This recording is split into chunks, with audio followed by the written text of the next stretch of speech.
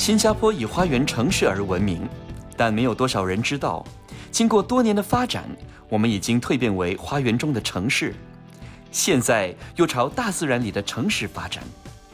今天，让我们来探索一些有助于塑造这座大自然里的城市的重要事件，并了解其背后的意义，让我们根寻未来。根据东南亚国家联盟生物多样性中心的统计，东南亚地区占世界红树林总量的42%。然而，在1980年至2020年期间，东南亚地区已经失去了约33%的红树林，减少了6.3万多平方公里，这相等于1100多万个足球场。Sungai Api-Api 是我们在新加坡为数不多的红树林沼泽之一。然而，在1991年5月，对于居民安全的考量，拓宽Sungai Api-Api运河的工程工作开展，以提升Sungai Api-Api的排水系统。So after the widening, they put on a U-shaped channel, a very huge channel along the whole river, and it very much sort of removed the original mangrove. 随之而来的是，红树林带来的好处也消失了。红树林保护我们免受气候变化的灾难性后果。红树林能够储存10倍于陆地上大多数生态系统的碳。但是，当红树林被移除时，新加坡就失去了这些好处。因此，重建和加强Sungai Api-Api的自然环境非常重要，但也具有挑战性。So there was a need now to make sure that the mangrove are re-established. So the problem was that this box channel, even though they fill it with soil, with sand and mud, they couldn't be planted. There was an attempt, over a year plus trying to plant back the mangrove, but all of them died. All the seedlings failed to establish. So what happened, the original problem was because they used very young saplings, propagules. Those, these mangrove plants, they actually use the seeds that are already grown on the mother plant, but they are too small. So when they are planted in the Sungai Api-Api, when the tides come in, the barnacles cover up all of them, and so they were unable to establish. So what I did was I called a tender for 10,000 seedlings that are more than a meter height. So I used them and planted the mangrove seedlings from the river source, from the river mouth, right up to the HDB flats now. It's 100% artificial because the re-establishment of this seedling, was so good that within 6 months, there are other sort of mangrove seedlings and all that brought in by the sea. They help colonize the whole river. 在Sungai Api-Api 成功重建和生长的红树林，是新加坡将自然融入城市环境的方式之一，以创造一个花园城市。但我们并没有止步于此。2002年，双溪部落湿地保护区被公布为自然保护区，它也是新加坡唯一的湿地保护区。同年，它也被认可为对候鸟具有国际重要性的地点，并正式加入了东亚、澳大利亚迁飞区鸟区网络。2003年，该保护区被宣布为新加坡第一个东盟遗产公园。We were managing Sungai Buloh in 1993 just as a nature park itself. Then in 2001, now we are happy that it was gazetted as a wetland reserve, as a new nature reserve. And this is the first time in history that we have a new nature reserve besides Bukit Timah and Central Catchment. And Sungai Buloh is very important for migratory birds. And during the winter months in the northern hemisphere, from September, October onwards, when it's start of winter in the northern hemisphere, the migratory birds, could be thousands of them, will fly down south through the East Asian Australasian flyway down to Singapore to roost, to refuel, to fatten up first before they might continue the migration journey to Indonesia, to Australia, and then to New Zealand. So Singapore is a very important stopover site for migratory birds. 在双溪部落湿地保护区，总共记录了多达118种候鸟，这有助于促进新加坡的生态系统，使其拥有更有活力的野生动物生态。这些努力都成功地使新加坡成为一个绿化与坚定的花园城市。而下一个目标是什么呢？花园中的城市。新加坡花园节每年都会举办一系列的花卉园艺展，以供人们欣赏热带园艺和花艺。它不仅为花艺设计师提供了曝光的机会，也让人们更了解那些独特的展示。如社区花园蔬果园艺比赛的获奖作品，强化了花园中的城市概念。We have to interest the public. So one is to exhibit to them the beauty, the benefits of having greenery.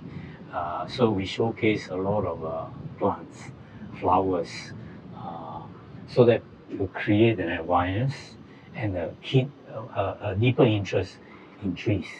So by looking at the flowers, looking at the beautiful pots of plants and so on, the arrangement and the associated areas like we open up even stalls to sell seeds, sell all the planting paraphernalia, so that people are being encouraged to go into gardening.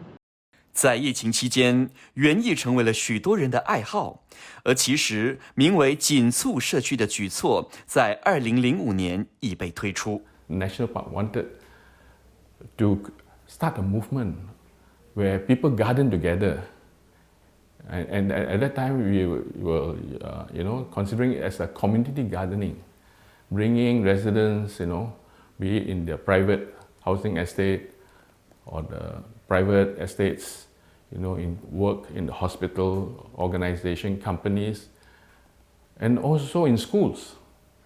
今天，减速社区在新加坡各地拥有超过1700个社区花园，并吸引了4万多名园艺爱好者参与。这个项目将居民聚集在一起，更接近大自然，使新加坡成为一个花园中的城市。So that's very important that we want to start something. We have to start with the first step, and then we have to start it big. So that's how we overcome, the challenges. Make sure that enough people are, enthusiastic about this gardening. So that's when 2005 we started this program called Community in Bloom. 但新加坡从未停止改进。新加坡并不只是停留在这些举措上，今天最新的绿色发展是将这个岛国变成一个大自然里的城市。这个概念加强了对野生动物和大自然的照顾和管理，并强化了现有的绿化举措。五级芝麻生态连道是新加坡关心野生动物生态的一个好例子。五级芝麻高速公路建成后，自然保护区被分割成2半，野生动物别无选择，只能想办法穿过快速公路上的多条车道，到达另一边。极度濒危的动物如穿山甲，在高交通量的道路上会不时地发现死亡。The BKA was first constructed in 1986, and when it was constructed, it actually dissected or bisected the nature reserves into 2 halves. The Bukit Timah Nature Reserve on one side, and the Central Catchment Nature Reserve on the other half, the other part of it. So by this dissection itself, the animals from one half could not cross over to the other half, and then the eco-link started to be constructed. So the eco-link is a 62-meter long wildlife corridor built purposely for the movement of wildlife. So this corridor was started sometime in 2013 and was completed in 2015. So this corridor allows animals to cross from one half of the nature reserve to reconnect back to the other half. So that is the purpose for the wildlife corridor. And because we are the first in Southeast Asia to do this, first in the region, so Singapore became well known as the first country to build such a corridor for wildlife to cross. 大自然里的城市的概念也极大地强调了大自然的好处，通过花园缓解压力和刺激感官，而园艺提供了一种表达、活动身心和放松的形式，帮助人们在精神和身体上得到治愈。So we have to start small again, but think big. We start small by having the first garden in Horticulture. So that was our very first prototype. We used the elements of design, how we will engage all our 5 senses. And through that design, very clever design, ensure that the plants, the landscaping are key towards helping you to relax, to experience nature, right? I think it was quite successful because ever since then there are so many groups of people coming to experience the therapeutic garden in Horticulture. That was in 2016. Like from then on, we continue to grow. Now there are plans to have more than 30 gardens by 2030. 大自然的复兴，促进环境意识的活动，以及启动平台让社区参与，这些都是我们的建国一代发起的举措，以确保新加坡能保持我们设定的目标，确保新加坡人世世代代都有一个绿化、宜居和可持续的家园。I think I have a lot of faith in the future generation because during my time as the group director of my division, I took in a lot of interns from Ngee Ann Poly, Singapore Poly, and as well as the ITEs. So these are young people, very fresh in their aspiration. They wanted to be part of the Garden City. The future generation, I just hope that especially the younger ones coming up, will learn to love greenery. Greenery in the sense that they have chlorophyll. Because very important, I want to teach the younger people, without chlorophyll, there will be no life, including human life. Whenever possible, be a volunteer. I think it's good to be a volunteer because by helping others, you also help yourself. This may seem to be a paradox as we are giving something away precious, but at the same time itself, it enriches your life, it enriches you. Because by helping others, you also help yourself, and many of these benefits that you receive are intangible.